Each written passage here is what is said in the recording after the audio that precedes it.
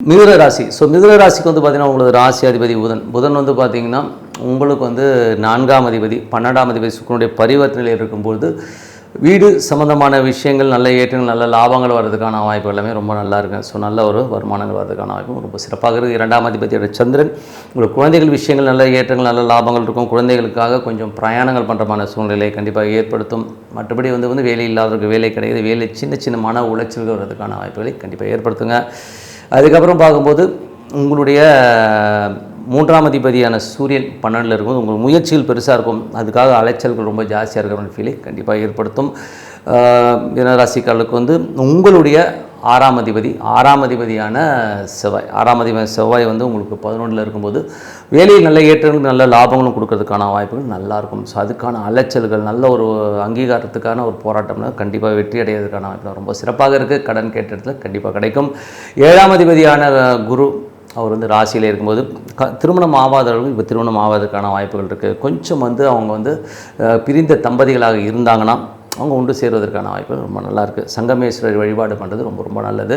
8 மற்றும் 9ஆம் அதிபதியான சனி 10ல் இருக்கும்போது தொழில் ரீதியான விஷயம் நல்ல ஏற்றங்கள் இருந்தாலும் கொஞ்சம் பேராசைப்படாமல் இருக்கணும், கொஞ்சம் கவனமாக இருக்கணும்.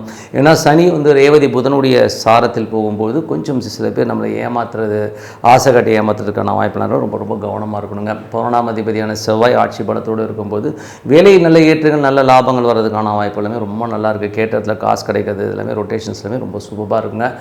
அதுக்கப்புறம் பார்க்கும்போது உங்களுடைய 12ஆம் அதிபதி, 12ஆம் வந்து பார்த்திங்கன்னா உங்களுக்கு வந்து புதன் சுக்கிரனுடைய பரிவர்த்தனை இருக்குது. பரிவர்த்தனை இருக்கும்போது கொஞ்சம் செலவுகள் ஜாஸ்தியாக இருக்கிற மாதிரி ஃபீலை கண்டிப்பாக கொடுக்குங்க. அதில் வந்து பார்த்திங்கன்னா சுக்கிரன் வந்து அங்கே ஆட்சி பலமோடு இருக்கும்போது குழந்தைகளுக்காக நிறைய செலவு பண்ணுறது, கொஞ்சம் அலைச்சல்கள் இருக்கிறதுக்கான வாய்ப்பு நிறையா இருக்கும்.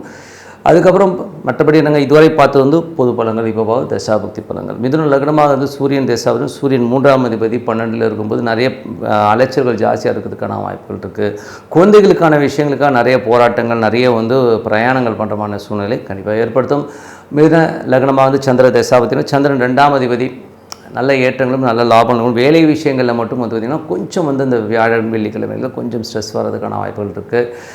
மிதுன லக்னமாக வந்து செவ்வாய் தசாபத்தினா செவ்வாய் வந்து நல்ல லாபங்களும் நல்ல ஏற்றங்களும், வேலையில் அடுத்த கட்டத்துக்கு முன்னேறதுக்கான வாய்ப்புகள் எல்லாமே ரொம்ப சூப்பராக இருங்க. மிதுன லக்னமாக வந்து ராகு தசாபம், ராகு வந்து பிரயாணங்கள், நல்ல லாபங்கள், நல்ல ஏற்றங்கள், பெரிய ஒரு வளர்ச்சி வருவதற்கான வாய்ப்புகள் ரொம்ப நல்லாயிருக்கு.